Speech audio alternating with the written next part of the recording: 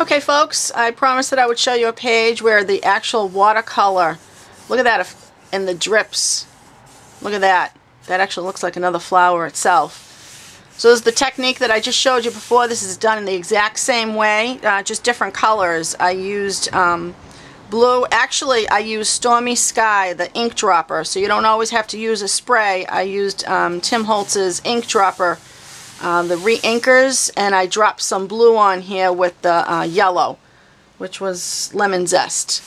And then I got this beautiful combination of colors here, and the whole entire page was gessoed on this one, so I didn't do the border. I went right to the edges with the gesso, and I sprayed. I did the same technique that I just showed you, and I let everything drip, and you can see it dripped this way, it dripped this way, and that way, and that way. And the drips are here, and then these were all drips that I literally made into stems and I made into leaves. I just, you know, let the ink and the paper do what it wanted to do, and then I kind of went with it. And the same thing over here, these were all drips. That one wasn't, but this was, you can see, was a drip here, this one was a drip, and this one up here. And I really went with it, and I said, okay, I want to use those as stems, and work with the paper and see what you got, and work with the design and the drips that you have and see what you can create from it. It's almost like looking at clouds. You know, when you look at clouds in the sky and you see different things, it really pushes your creativity, and it's awesome.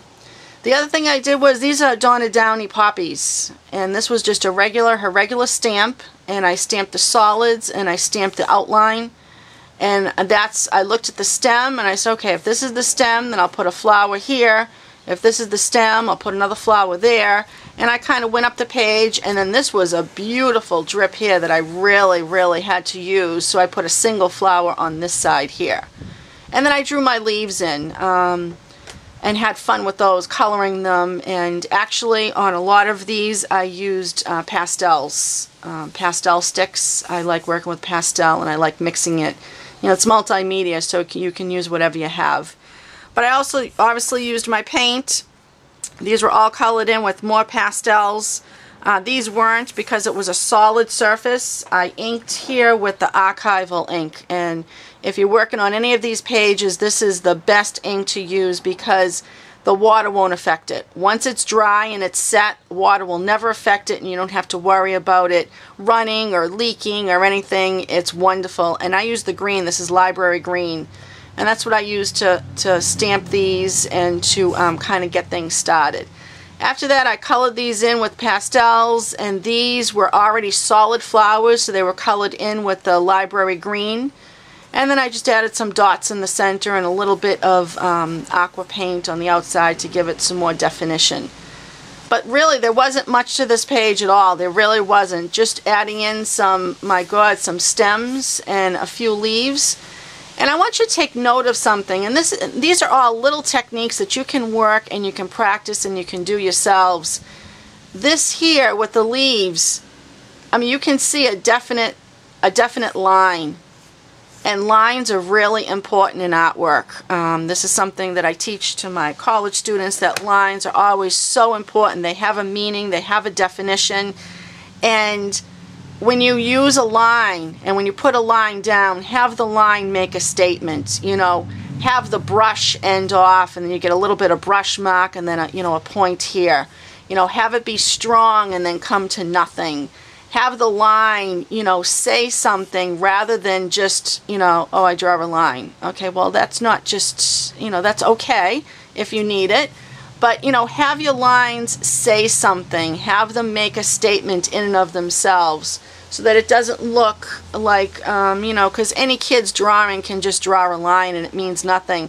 But start looking around and start looking at really good artwork and seeing how they use their lines and the texture of the lines, such as brush strokes and so forth, to really give definition and give meaning.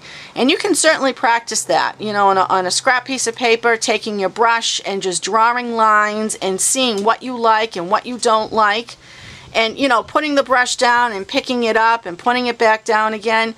Because these flowers, the stamps, are not exactly as Donna Downey, you know, designed. She gave us the outline, which is a beautiful shape.